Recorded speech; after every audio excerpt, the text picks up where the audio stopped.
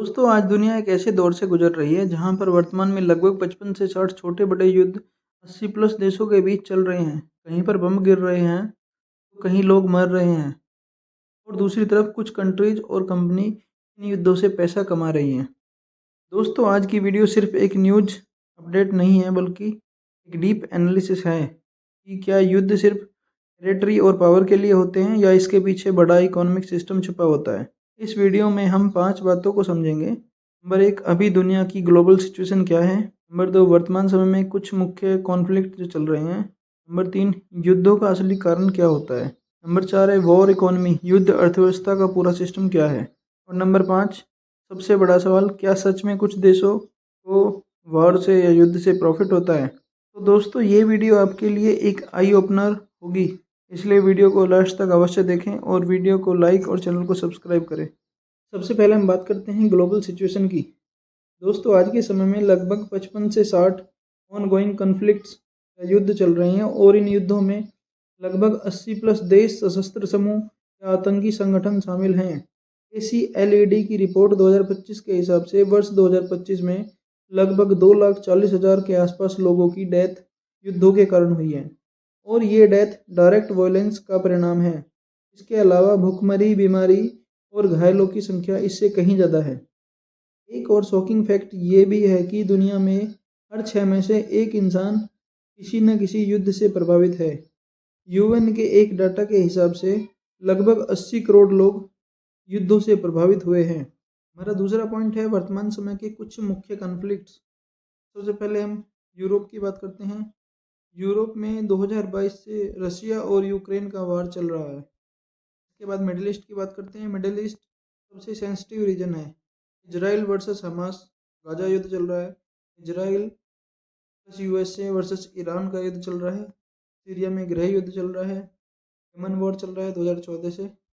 इसके अलावा middle east में और भी कई कॉन्फ्लिक्ट चल रहे हैं। मिडिल ईस्ट में होने वाले युद्धों का मेन कारण या तो रिलीजन होता है, या ऑयल होता है, या वहाँ की जियो पॉलिटिक्स होती है। इसके बाद हम अफ्रीका की बात करते हैं। अफ्रीका महाद्वीप में इस समय में सबसे ज़्यादा अस्थिरता है। वहाँ पर सबसे ज़्यादा कॉन्फ्लिक्ट चल रहे हैं, जैसे Sudan, Sahel, Congo, Ethiopia, Somalia, south Sudan. यहाँ पे बहुत से या तो युद्ध चल रहे हैं या गृह युद्ध चल रहे हैं।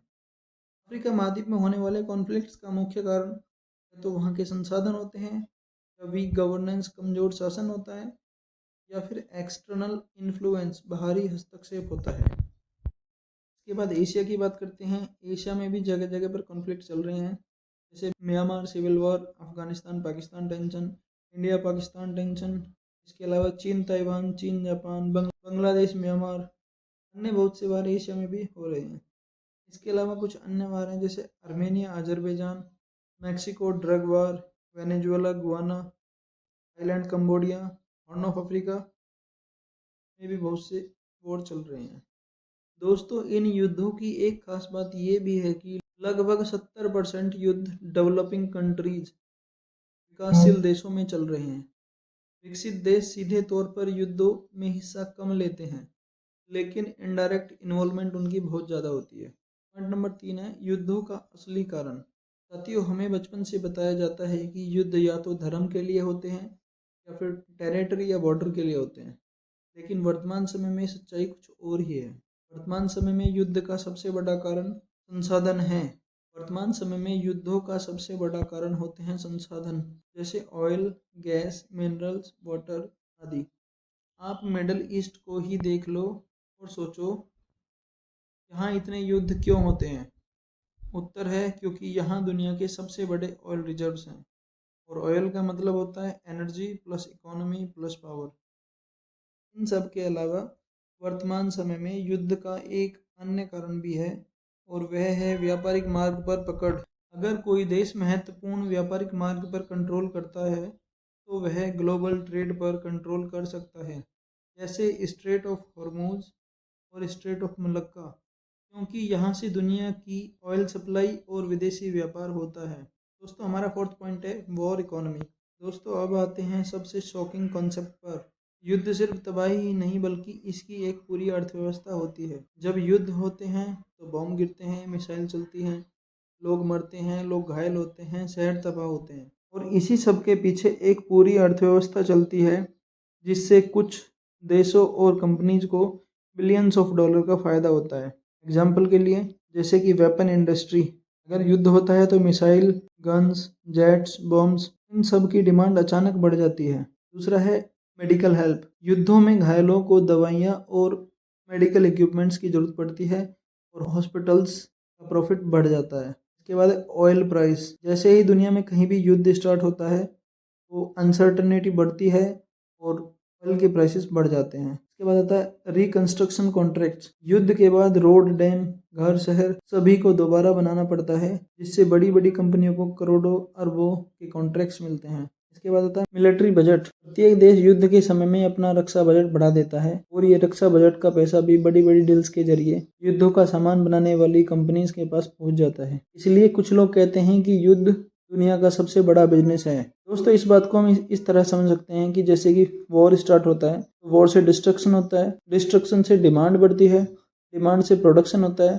प्रोडक्शन से प्रॉफिट होता है, प्रॉफिट के बाद जब लोगों के पास पैसा आता है तो दोबारा से टेंशन स्टार्ट हो जाती है। दोस्तों, इसके बाद हम अपने 5th पॉइंट, क्या युद्ध से अमेरिका को फ़ायदा होता है। दोस्तों, जो लोग जियोपॉलिटिक्स की थोड़ी भी समझ रखते हैं वो बोलते हैं कि यूएसए को हर वार से प्रॉफिट होता है और उनको ऐसा इसलिए लगता है क्योंकि यूएसए दुनिया का सबसे बड़ा हथियार निर्यातक देश है और डॉलर ग्लोबल करेंसी है और पूरी दुनिया में यूएसए की सैन्य मौजूदगी है, यानी कि पूरी दुनिया में यूएसए के मिलिट्री बेस हैं। अगर हम वर्तमान समय की बात भी करें तो यूएसए इस समय दुनिया का सबसे बड़ा तेल उत्पादक देश है और वर्तमान समय में क्रूड ऑयल के प्राइस $115 प्रति बैरल तक पहुंच गए हैं, जो अब से एक महीने पहले लगभग 65 से 70 के बीच होते थे, यानी कि डबल प्राइस में अब यूएस क्रूड बेच रहा है दुनिया को। और इसके अलावा युद्ध के समय में अगर क्रूड ऑयल महंगा होगा तो पेट्रो डॉलर सिस्टम की वजह से लोग क्रूड को खरीदने के लिए ज़्यादा डॉलर की डिमांड करेंगे, जिससे डॉलर की डिमांड बढ़ेगी तो डॉलर भी मजबूत होगा और उसका फ़ायदा भी सीधे रूप से अमेरिका को ही होता है। और तीसरी बात, दुनिया में सबसे बड़ी मिलिट्री पावर या उपकरण बनाने वाली कंपनियां भी अमेरिका की ही हैं। दुनिया में कहीं भी लड़ाई होती है तो यूएस के बनाए हुए युद्धक सामानों की डिमांड अचानक बढ़ जाती है, उससे भी यूएस को ही फ़ायदा होता है। वास्तव में सच्चाई भी यही है कि यूएस को फ़ायदा होता है, लेकिन कुछ जगह यूएसए को युद्ध में नुकसान भी हुआ है, जैसे वियतनाम वार, अफगानिस्तान वार, इराक वार। और दोस्तों, सबसे सरल बात यह है कि युद्धों में कंपनीज को प्रॉफिट होता है, सरकारों की पावर बढ़ती है और आम नागरिक को सबसे ज़्यादा कष्ट और नुकसान झेलना पड़ता है।